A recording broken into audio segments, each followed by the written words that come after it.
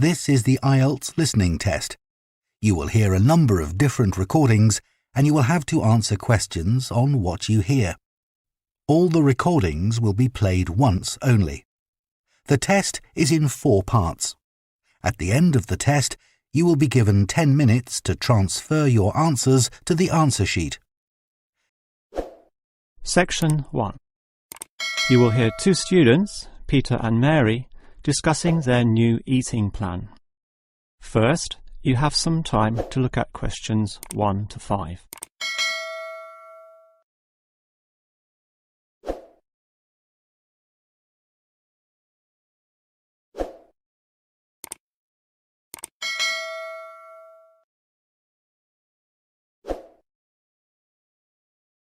You will see that there is an example that has been done for you.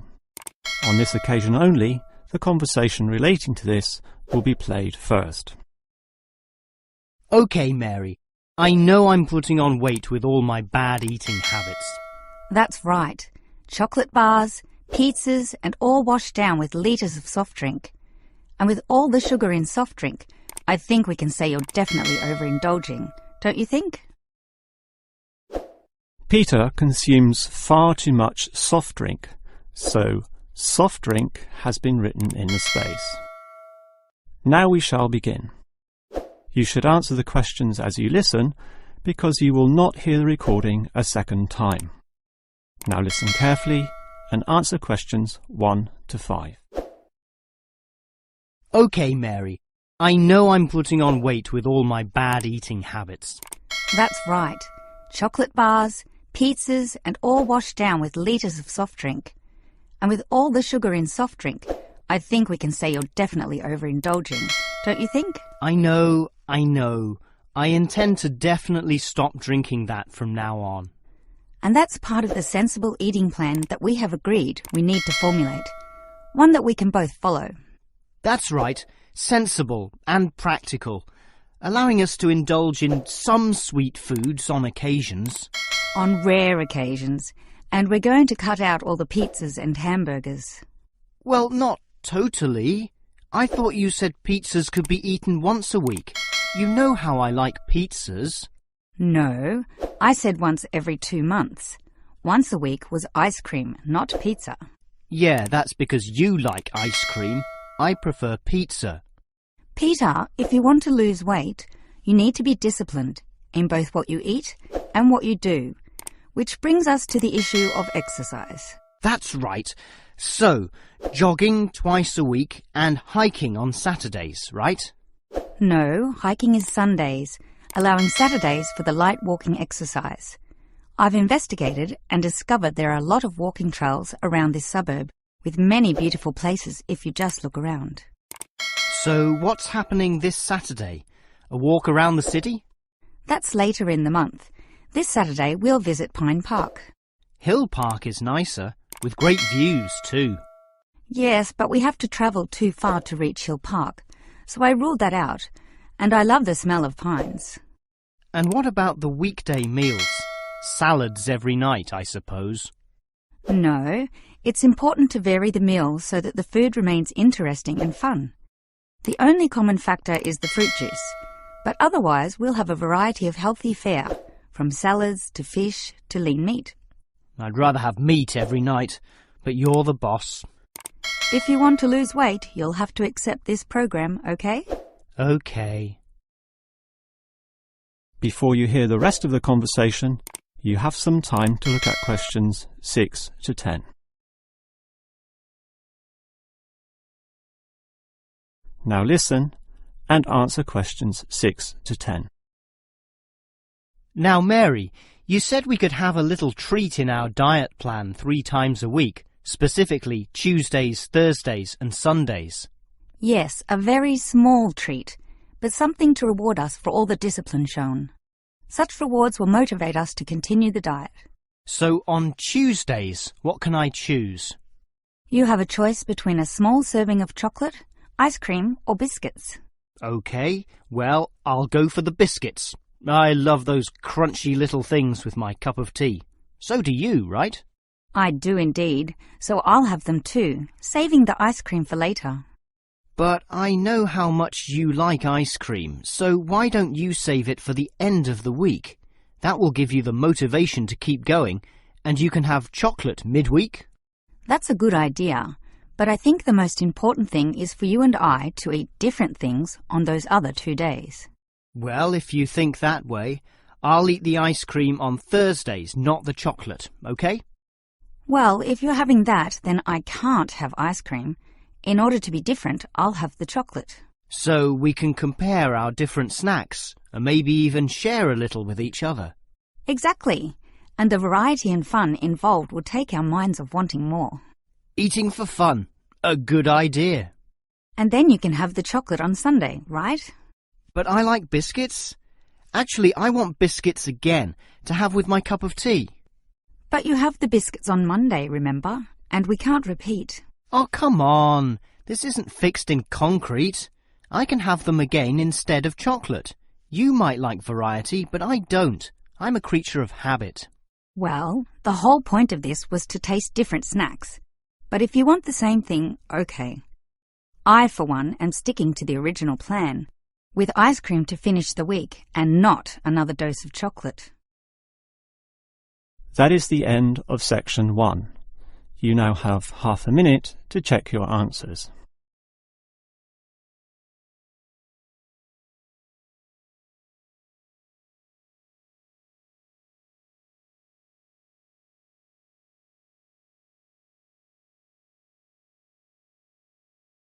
Now turn to section 2. Section 2. You will hear a childcare worker telling some mothers about the advantages of her centre. First, you have some time to look at questions 11 to 16.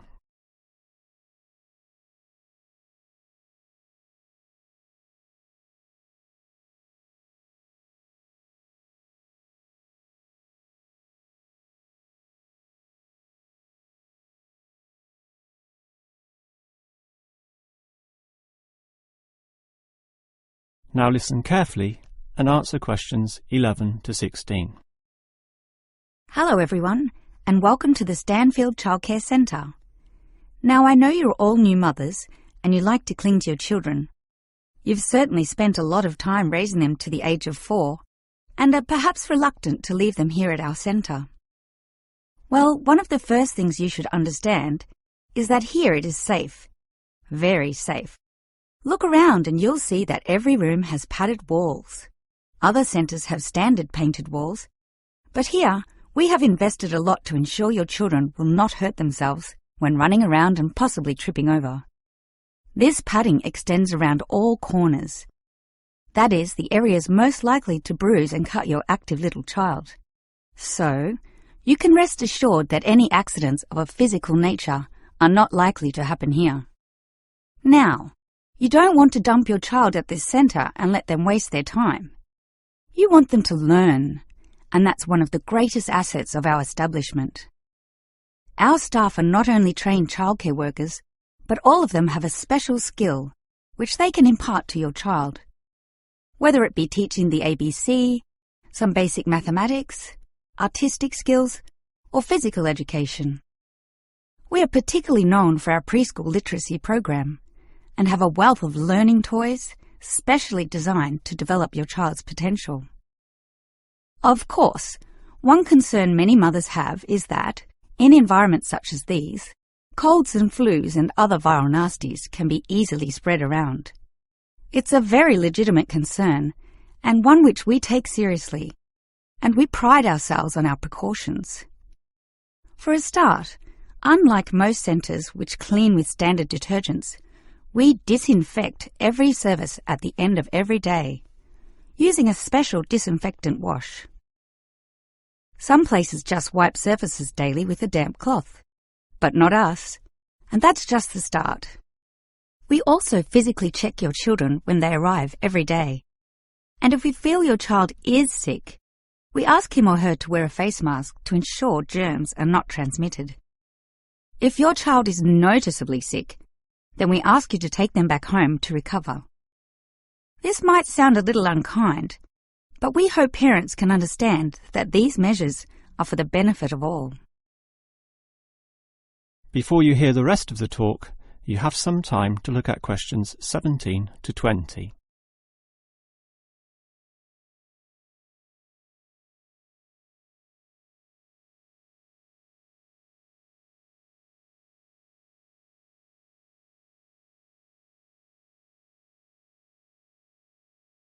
Now listen and answer questions 17 to 20.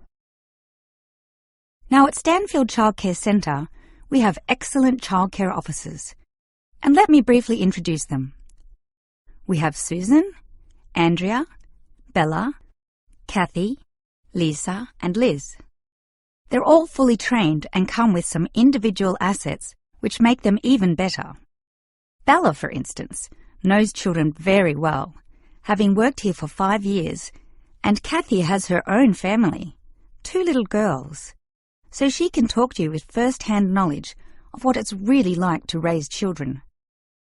But getting back to Bella, she often relaxes here after work, spending long hours chatting to parents, as does Kathy in fact. But in terms of hours, nothing can compare to Andrea, who will sometimes spend the night here, staying in our overnight room. Why? Because this centre is very friendly and simply a great place to be. Bella, for example, used to be quite shy herself, but now is marvellous with the little kiddies, as outgoing as any of them. We let Kathy, though, deal with the particularly quiet and introverted children, since having her own family, she knows what can really bring them out. Of course, what better way to do this than with yummy homemade cakes, and Kathy often gets these from Bella, who can make some of the best in town. Yes, everyone here brings something special, which is why we're one of the best childcare centres in the business. That is the end of section 2. You now have half a minute to check your answers.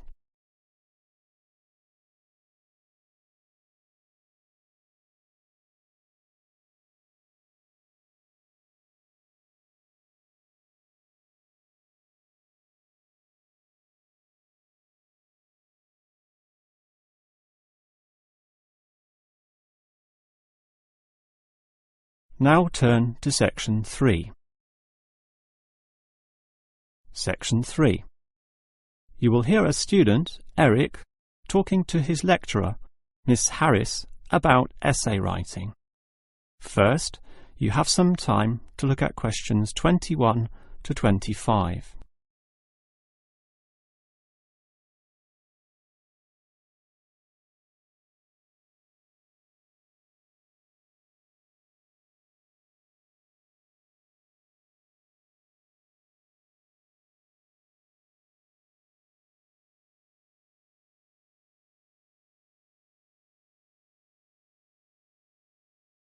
Now listen carefully and answer questions 21 to 25. Hi, Miss Harris. Here we are talking once again. Well, I'm always willing to help out wherever possible. Is anything troubling you?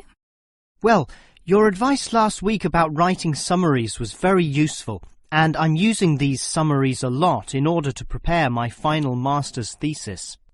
But you're having problems, right? Yes, I have a few issues to discuss.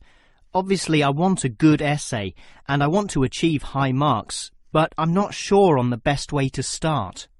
That's an easy question.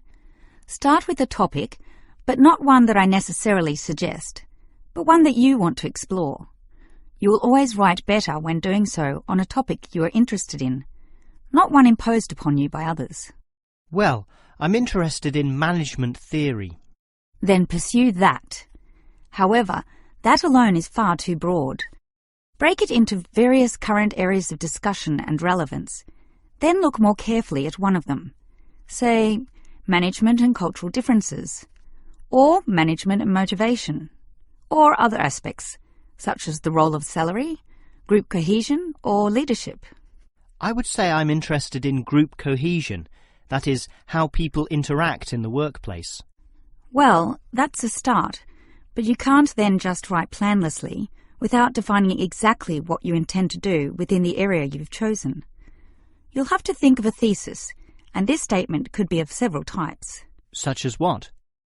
Oh, you could argue a point, something that you believe in, or discuss an issue, looking at its various perspectives, or critique the opinions of others, pointing out the pitfalls and flaws. The thesis statement will make that very clear because it will say, in simple terms, what you intend to achieve in your essay. I see. And then I can just begin writing, right? Wrong. Huh? If your essay is going to be clear, it needs to be logical and organised, and this means you'll need an outline. This could be written as a flowchart or spider graph, that is, a series of connected lines. But whatever shape the outline takes, there must be a sense of progress in, more or less, a straight line towards a goal. And then my essay will be good? With such progression, definitely, as long as you do achieve everything that you set out to do, as specified in the beginning, okay? Before you hear the rest of the conversation, you have some time to look at questions 26 to 30.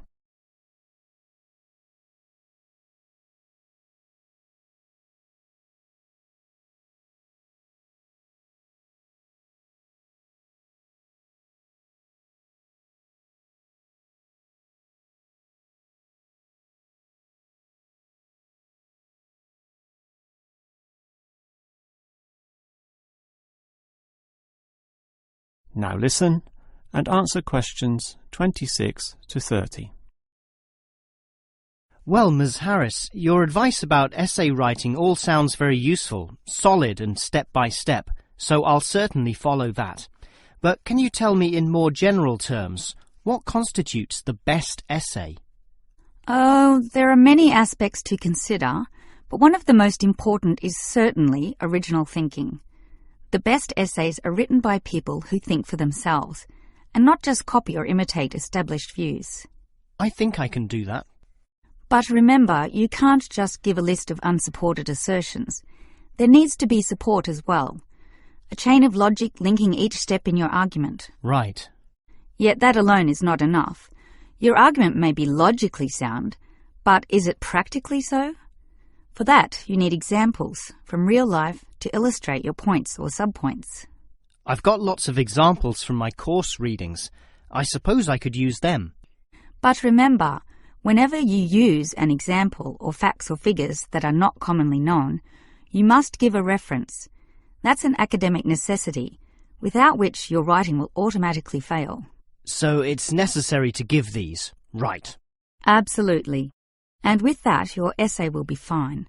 But always ensure that you format it clearly. What do you mean? I mean the practical considerations, as written in the University Style Guide, such as leaving appropriate margins, using double spacing, Arial font, and so on. You see, your writing must look good as well as be good. I can certainly do that. And finally, related to the previous point, you need to respect the number of words required. Your individual lecturers will give you a word count figure, so follow what they say, making your essay neither too long nor too short. Perhaps 10% either way should be acceptable. 15% was common when I was younger, but it's a lot stricter now, and 20% would be pushing the boundaries just a little too far. I guess I can do all that. Thanks for your advice. That is the end of section 3. You now have half a minute to check your answers.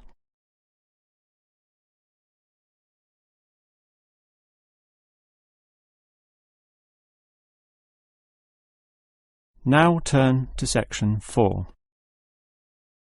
Section 4. You will hear a lecturer discussing the history of people's beliefs regarding whether the Sun or the Earth is at the centre of the solar system. First, you have some time to look at questions 31 to 33.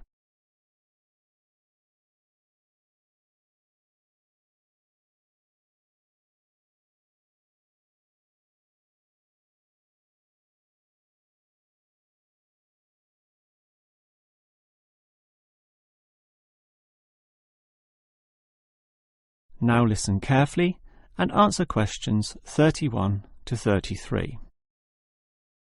In the night sky, the stars appear to revolve around the Earth. rising in the east and disappearing in the west. The earth itself seems solid, fixed and stable, and such common sense perception suggests that the earth is the centre of the universe. This is known as geocentrism, with geo meaning earth, and all pre-modern civilizations drew this conclusion. We now know, of course, that the earth revolves around the sun, and this is called heliocentrism, with helio meaning sun. But historically, it took quite a while for this to be deduced. As early as the 3rd century BC, an ancient Greek astronomer, Aristarchus of Samos, proposed heliocentrism, but received little support from his peers. Similarly, throughout subsequent history, isolated individuals proposed this new idea, but again, no one was listening. Geocentrism just seemed too logical to refute. Geocentrism also fitted the views of the established Christian Church, who could quote biblical passages such as, "The world also shall be stable, that it be not moved." Those who dared disagree were subject to accusations of heresy, often with dire punishments to follow. The trouble was, as the night sky was observed more closely, that simple revolution of the stars proved not so simple at all. In relation to the other stars, some steadily wandered in given directions, then sometimes reversed for months, and disappeared altogether. They were called planets, meaning wanderers. In addition, the position of the sun and moon altered slightly over the year, and comets, those mysterious glowing spots, would come and go. In order to predict the motion of the planets and accurately serve the primary purpose of navigation for sailing ships, increasingly elaborate mathematical models were needed, a sure sign that something was not quite right. Before you hear the rest of the lecture, you have some time to look at questions 34 to 40.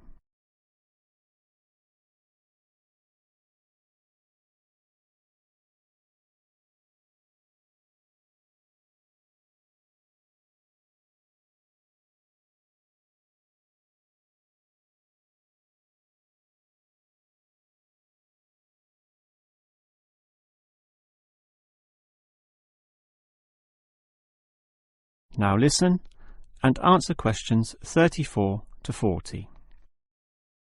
Heliocentrism, or the belief that the sun is the centre of the solar system, still needed a mathematically sound description before it could be scientifically accepted. And it was a Polish astronomer, Nicholas Copernicus, who in 1543 first published this. This event is sometimes referred to as the Copernican Revolution. Copernicus himself certainly feared the consequences of his proof, knowing full well it might invoke the anger of the established church. Probably for this reason, he waited until the last year of his life, when he was sick and dying, to release his findings. In addition, the preface of the book, written by a respected member of the church, stated that the model was not necessarily correct. As a result of this, there was no revolution whatsoever. In fact, the book received scant attention in the subsequent decades, apart from a few irate clergymen who angrily dismissed the whole scheme as irrelevant. Yet the following generations of astronomers did not always fare so well. The Italian scientist Galileo got into trouble, as did a fellow Italian with the surname Bruno, Giordano Bruno, who was burnt at the stake. Yet ultimately nothing could slow the spread of heliocentrism across Europe.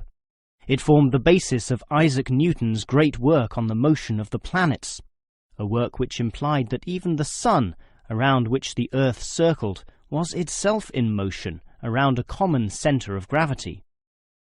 No discourse about heliocentrism could finish without mentioning that, somewhat unbelievably, there still exist those today who choose to believe that the Earth is the centre of the universe. Modern geocentrism is usually the result of literal interpretations of the Bible, which is the cornerstone of these people's beliefs. They, therefore, also believe in creationism, that is, that a God created everything, and while we may smile at this, it is sobering to consider that surveys have revealed that up to 10% of British people, 12% of Europeans, 20% of the USA, and 25% of the Middle East still hold the belief that the sun revolves around the Earth. One can only wonder what Copernicus would have thought of this. That is the end of section 4. You now have half a minute to check your answers.